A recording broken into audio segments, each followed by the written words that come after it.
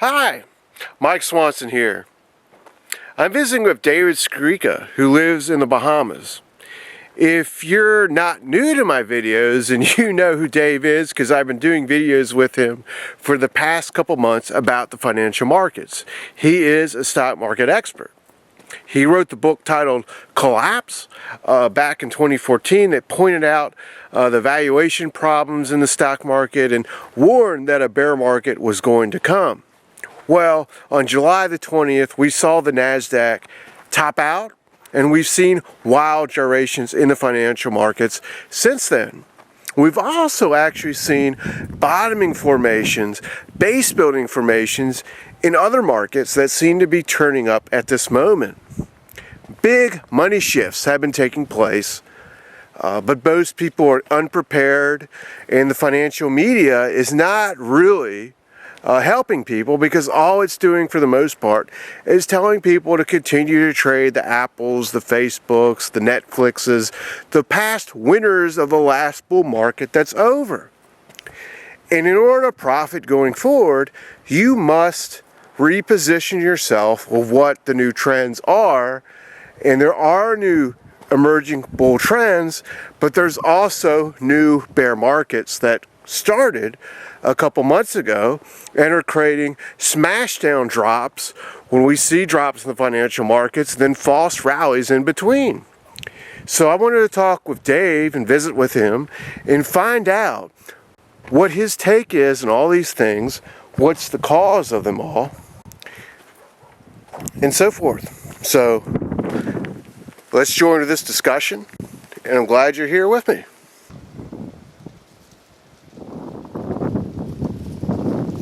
And I wanted to talk about the big picture of the stock market with you, because last year I came here about this time of year as we're doing this. It was like the first couple days of October 2014, and at the time we did a video just like this right on your porch, and the internals of the stock market were rapidly falling apart. The market had a bit of a drop in October, bounced back up, and so forth. And as everyone who's watching this knows, by the middle of summer, we were really warning people that we were at the end of the bull market. In July, we had a major top in the NASDAQ on July the 20th. And of course, in August, we had a quick drop down. The market bounced back up in September, retested the lows, and as we're doing this, bounced back up and so forth. But it looks like it's really headed for trouble. But the thing is, what I'd like to really talk about with you is, we've done lots of discussions about these technical aspects of the market, the price action, all these kind of things. But one question we never really addressed in our videos, and people email me quite a lot about, is why is the market trading more volatile and more wild than it has before? What's really going on? What do you think is happening here this year? Well, like, what I believe, let's go back to like 2009, okay, is, we had this financial crisis, and George Soros was even quoted as saying that the system essentially failed. Right. And this is kind of an interesting comparison that I'm going to give, that I know that most people macro-wise probably won't agree with, but I kind of agree with. And if we look at the system kind of failing, it's like 1989 or 1991 in the Soviet Union. But we have more resources as a capitalist economy. We could... Well, when you say it's failing, what do you mean by that? The banks and the whole economy were essentially insolvent. Like in 2008. In 2008, 2009. And the banks are kind of like the lifeblood of our current system, based on debt, borrowing. We have equity because we own houses like this, even, especially in the English-speaking world. That's a huge part of it. So we pumped liquidity into the system, and I think what has happened now, QE has sort of been our form of the privatization in Russia after the Soviet Union fell, where obviously the Soviets let their system completely implode, started something new. But when they did that, Yeltsin was in such a hurry to do the privatizations, he sold all the state assets off at basically fire sale prices, and then you had these oligarchs make all the money, And the average Russian, you know, they did a little better until the 98 crisis, but they weren't doing like that much better.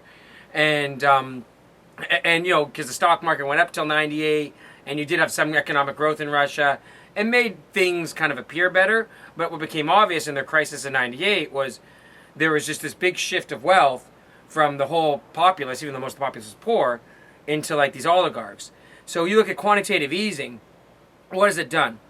The economy's still garbage, okay? Like, we both know that. Like, the jobs reports are not coming in. There's been no real wage gains in these last 6-7 years. That's why the Fed hasn't raised rates, because they're waiting for these wage gains. We have the participation rate at 35-year lows. And I got news for you. The reason that these participation rates are at 35 years lows are not because the baby boomers are retiring, okay? They're at 35-year lows because there's just not the velocity of jobs and prosperity in the economy anymore for younger people to go out and get full-time work and the whatnot. And actually, the participation rate for people over 60 is about as high as it's ever been right now. So that whole myth that the baby boomers are retiring is just that, a myth, okay? So we look at that, right? And so that's kind of where I got today. What we did do, we do have some dynamic areas of the economy in biotech, in internet. You know, we have new technologies like eBay and Amazon, which have taken market share away from the old retailers. Well, does that mean people should invest in biotech and Amazon? No, because biotech is a bubble. So, okay. And I think the whole thing about it is, I think right now we always equate these booms with bubbles. Like, you have a technology like GoPro, which is, you know, basically a camera on a stick, and all of a sudden this has to be a $90 multi-billion-dollar company now in today's world. And I've sent you this off air. Go look at the way that we fought World War I and the way we fought World War II. There was a huge advancement in technology, and granted that's for war and destruction, but you just saw it in the way planes could fly. You know, right after World War II, these same planes, technology that was used for bombers, was being used that you can now have jet airplanes and you could travel around the world. Something you wouldn't even thought about in 1915. You know, other than, well, look at the atomic bomb. I mean, yeah, probably the look at World War I. One of the most amazing inventions ever. You know. Yeah, you had in World War I you had mustard gas, and World War II you had the atomic bomb, That's right? So, right.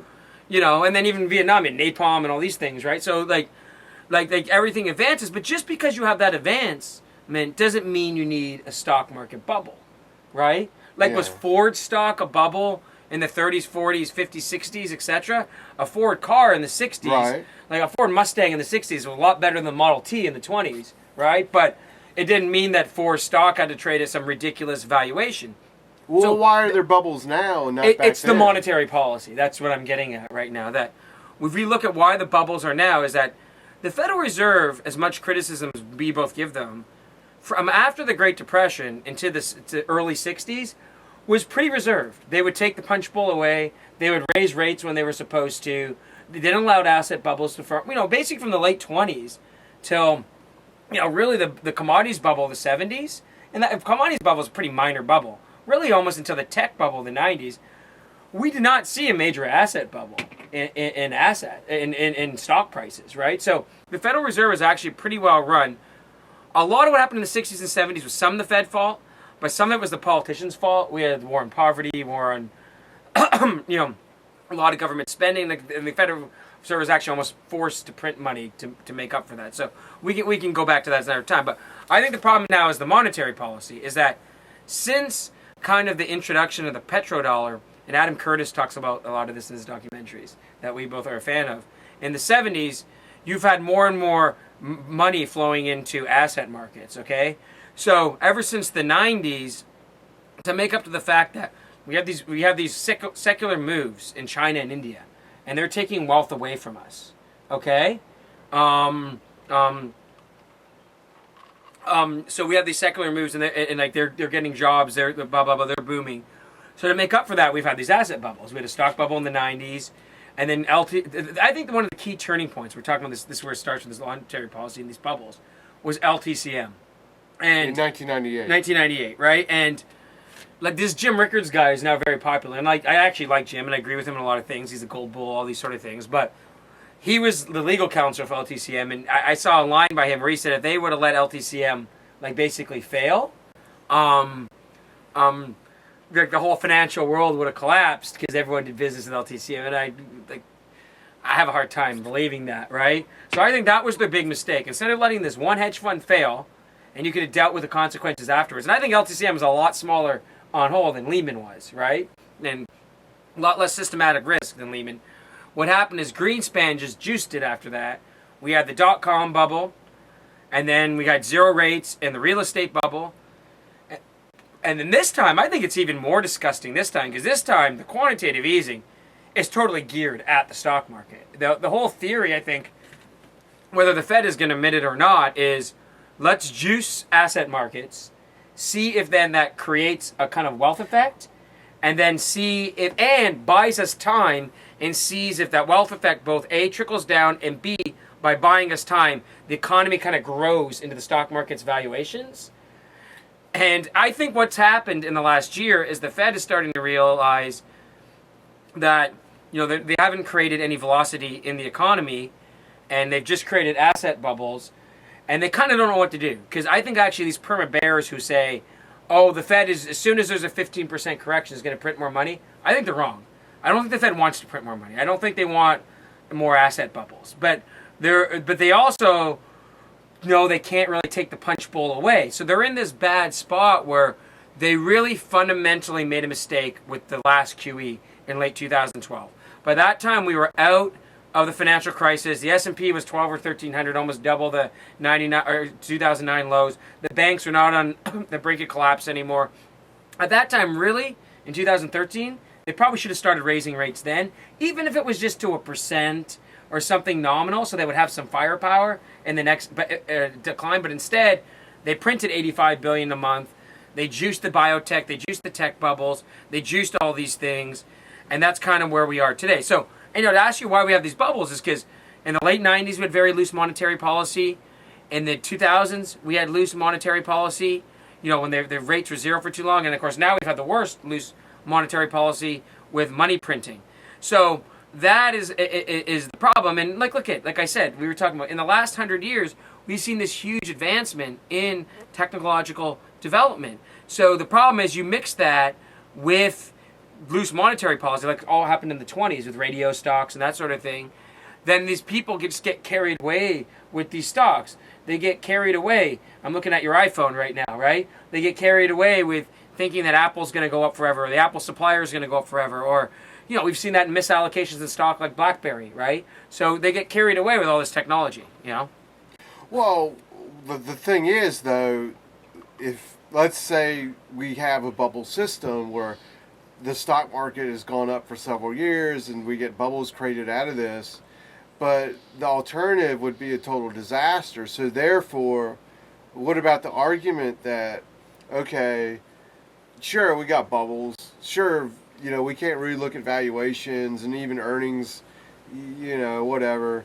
It's just the stock market goes up because the Fed creates bubbles, and the Fed has to keep creating bubbles or else the system will end. So therefore the Fed can't let that happen, and we should just buy stocks now because this is the system we're in and it can't end, and it's just going to go up forever. Well, I think the problem with that is there's no doubt in my mind that they lengthened this asset bubble by the last round of QE. But I don't think you can still prevent a business cycle. And if we look at the business cycle of bull and bear markets, really since about the early 60s, about every 6 or 7 years, you know, it's 62, 66, 70, 74, 80 to 82, 87, 93, 94 in the bond market, 2001, 2008, etc. We still have bear markets in stocks. And I think, well, they can try to stop it through keeping rates at zero. That's not going to stop the business cycle and the economic cycle and the bear market cycle from occurring. So I don't think you can use your argument that, oh, the Fed's not going to raise rates, that's great for stocks. Because I think at some point, and we saw it today, we're doing this video today, Yum Brands is blowing up because they have terrible earnings, right? And I think as you see these kind of earnings slow down and the effect from Then I'm going to go in the interest rate thing in a second. Now we get to where we were talking about last July and stuff.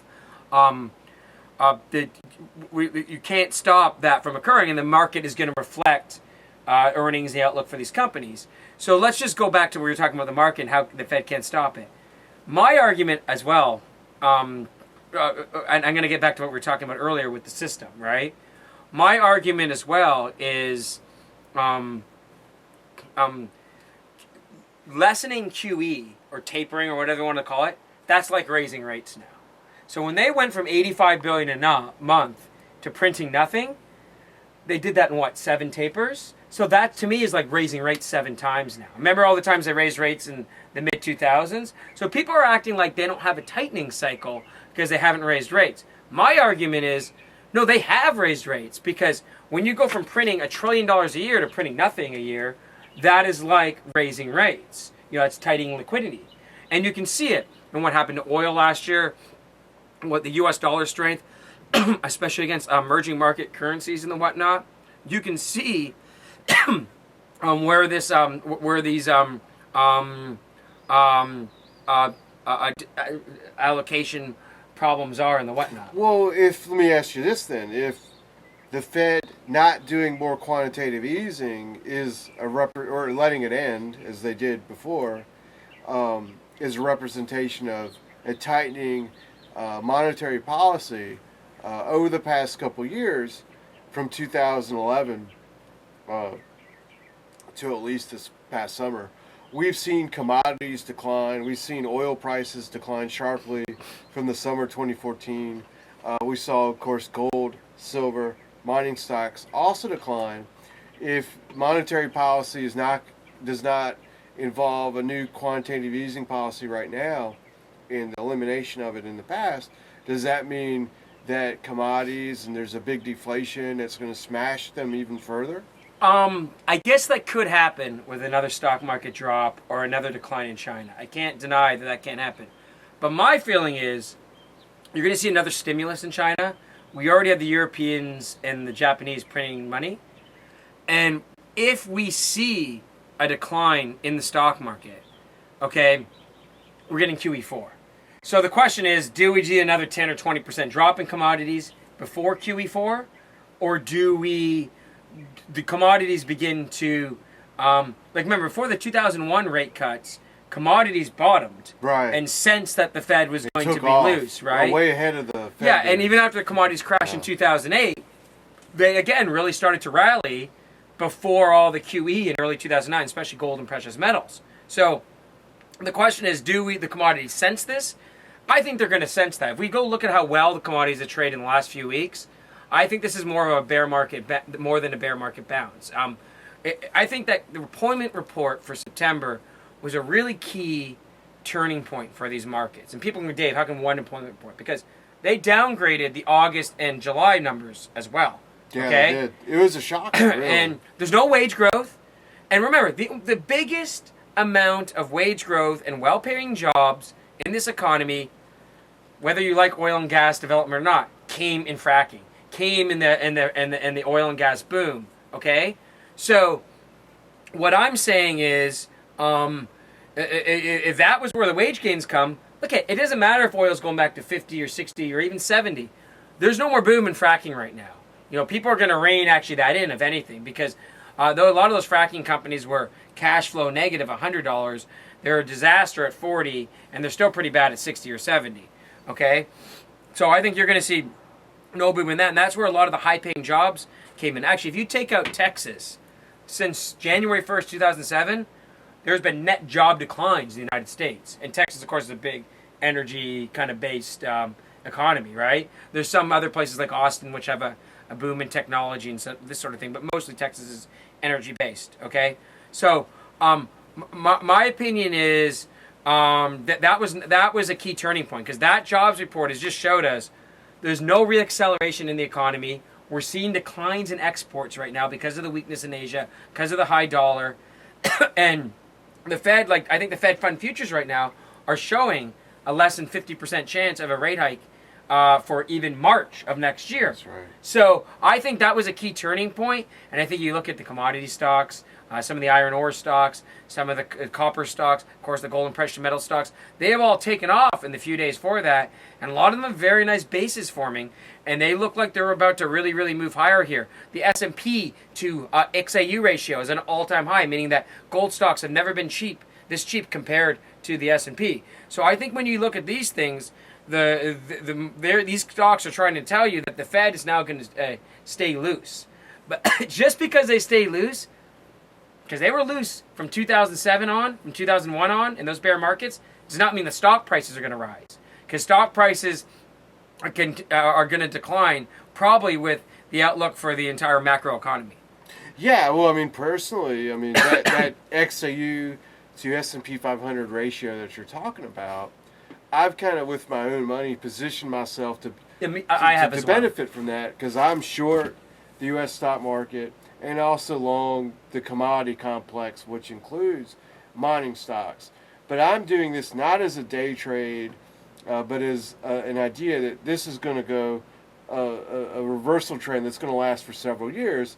And you mentioned the year 2000, and if people look, that ratio made a turning point in 2000 that went up for quite a long time. And to position yourself in that means short the stock market, go long commodities, and benefit from the movement in both as that returns back from an extreme it reached this summer, just like it turned in 2000. But the thing is, we live in a world dominated by really a financial media of CNBC, the Wall Street Journal, mainstream so-called media, and these people over the past couple of months have not said a word really about commodities. They kind of ignore them, and their message has been that the stock market has only been in a correction and will bottom out and explode.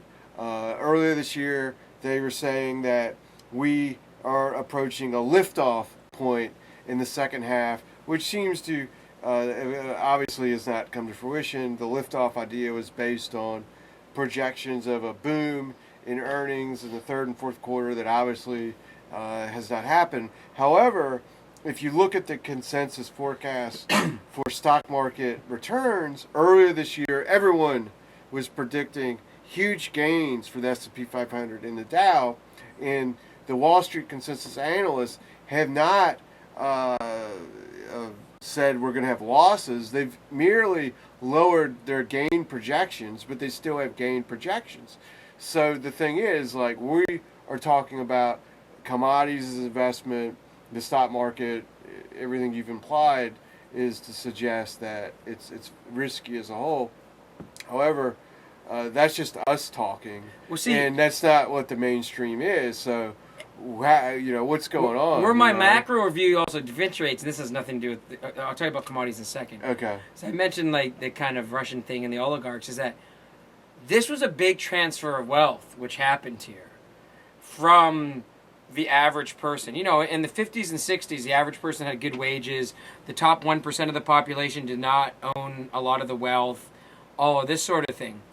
And we really saw this accelerate even more with quantitative easing.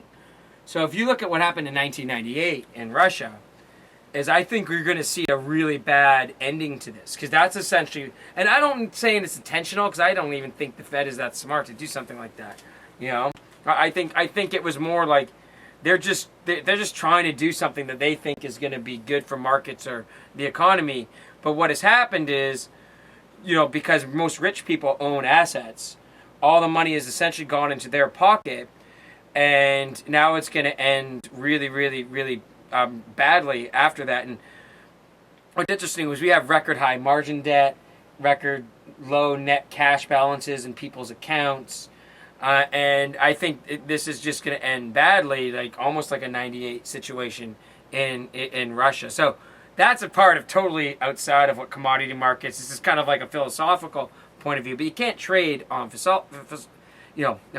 philosophy. So let's go back again to the commodities. This is really interesting because there's never been a commodity bust without a bust in the stock market that has followed. If you go look at 1986 in oil, 87 crash happened a year later. Junk bonds blew up in 87. Part of the reason was some of these energy junk bonds were some of the leaders that blew up. The early 80s, when the commodities bull market ended. And I'm not talking about, like, say, a secular move where maybe the commodities don't do it, but I mean the actual, like, a year or 2 year long move where they implode. Because it's a sign that there's a weakness in demand. And then we go look at 1998. Commodities really tanked because of Asia.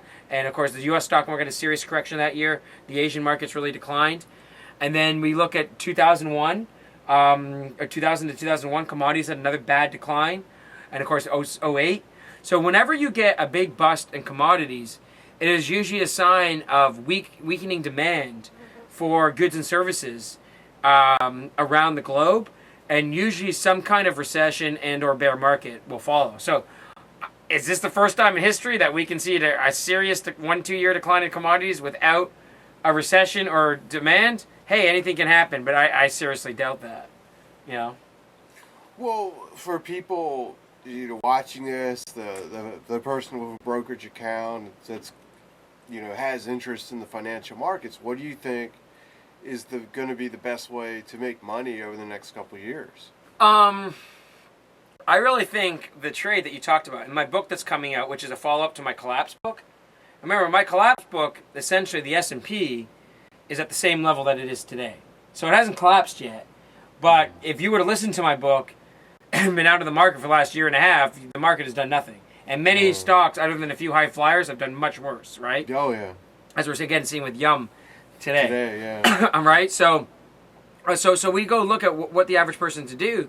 I think the real simple trade is to be short the market, and I'll give the way because I don't care about this trade because it's a very simple trade through the hedge ETF. The HDGE is a disclosure. I don't own it because I have more individual shorts on myself, but that's the simplest way. It's not a 2 times or 3 times ETF, so it won't erode. It's an active managed ETF. It is short a lot of the momentum names. If you are someone who thinks the market is overvalued, go short that or buy that, right? Go and short the market, and then go long the gold, precious metal stocks because we're kind of shaping up here like 2000, 2001 in terms of we have the initial deflation trade on, we have the busting starting in the biotechs in the high-tech arena, and we have the gold and precious metal stock after a 4-year, multi-year bear market bottoming. So I think that is kind of the simplest way to do it, and obviously keep a high cash level.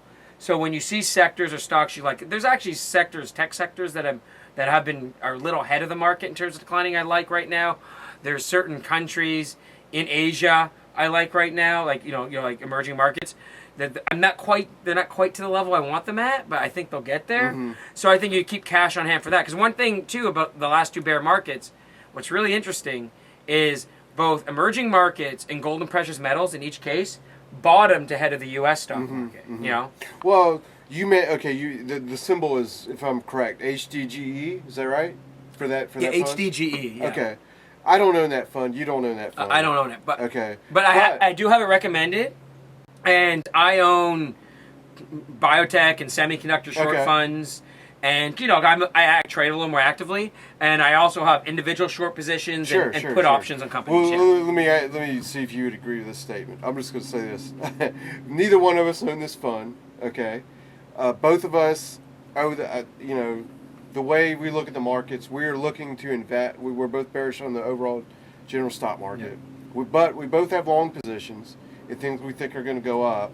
However, we're short, but we are looking at, we do think we're going to end up deploying money in maybe other world markets or sectors or this and that, over the next year or two. And that said, anyone who's watching this video, the average person that doesn't want to actively look at their accounts or manage their money or whatever, the average person that's, say, got $100,000, if they would put 50% of the money in that HDGE, and 50%, let's say, in GLD, which is an ETF that owns gold, or say 25% in GLD and 25% in GDX. Okay. Yeah, so you're half gold stock. Okay, GDX, GLD, and I do own GDX. I don't own GLD personally, but I do own GDX. So if they did GDX, GLD, and then the rest of the 50% in HDGE, they would be in a position over the next, let's just say, 2 years to really do very well. You know, they would benefit from this ratio that we've been talking about, and do great. And they could put their money in that. They could literally cut their computer off, not watch CNBC or any of this shit for the next 2 years, and wake up. What's that? I can't remember the character in Rumpelstiltskin or something. You know, what's the guy that went to sleep for 50 years and woke up? You know, whatever his name is. You're a bit above my head right now. Yeah, but I can't. I'm not. It's an old thing, but anyway, they could do that, and then they do really well. However, if they want to actively manage their money, do some short-term type trades, and be more hands-on and stuff, then they should sign up for your service. Yeah, like let me give you. I know we're going a little over here, but let me just let's just talk about like kind of things I do in my service as well.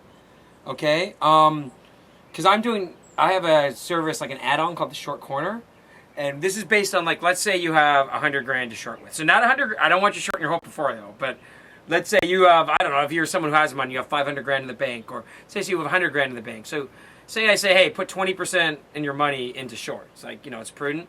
So we do 20 positions, and the assumption would be you're putting 5% into each position, right? So let's make it easier. If you have $20,000, you're putting $1,000 shorts into 20 different positions. And one of the shorts, we had like one we talked about Skyworks, and today this stock was down as much as 6 or 7. Came back at the end of the day, but still down a couple dollars. And this is a big Apple supplier, which I think is that the Apple supply chain has now discounted all the growth in the iPhone 6 and 6S. And I think this company's going to have a lot of difficulty going forward. And I shorted this. Skyworks is a disaster. Yeah. Well, see, they took over a company today. That's why it was initially down. Why are they taking, and the company they took over is an old bubble company. It's an old, outdated. Why are they doing this? They got a headline today. Yeah, and they're probably desperate for growth because they know there's going to be stalling in growth for demand for the iPhone 6, right? So this is a company that shorted in the late 90s. We bought our puts on when it was in the mid-hundreds, 105, 106, and we've done very well on both positions. And then I have a little Canadian biotech company called CXR, Concordia, and I don't recommend these, by the way, these companies as shorts right now. Maybe Skyworks would be okay right now, but definitely not Concordia. Concordia, we shorted a month ago at $100. It's gone from 4 to 100. It's like a pharmaceutical, like biotech stock, and it went down to 50. You know? Man.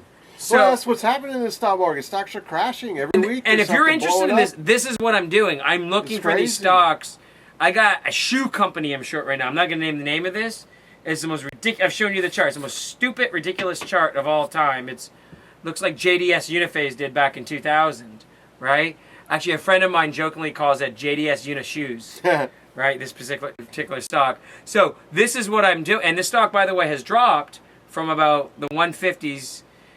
It's basically dropped about 30 points since where I shorted it. And it's also, the puts are obviously up quite nicely because of that. So this is kind of like the strategic things we're doing. And like next year, I'm looking at shorting all the companies that benefit from low oil prices, right? So retail stocks, food chains, and I'm already short a couple of those right now as anticipation. Maybe airlines, because what's going to happen in these companies is they all benefited from low oil prices, either a little more consumer spending, or, you know, airlines obviously fuel is a direct cost.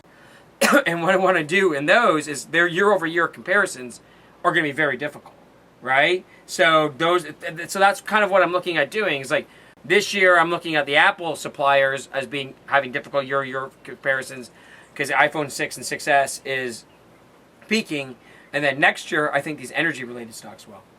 Yeah, well, we've definitely seen interesting times in the financial markets, big gyrations that create big opportunities to profit when you're positioned right. Skyworks in August was around 105, and it got smashed. I mean, there's no doubt about it. And now it's a nightmare story, and there's no more every week.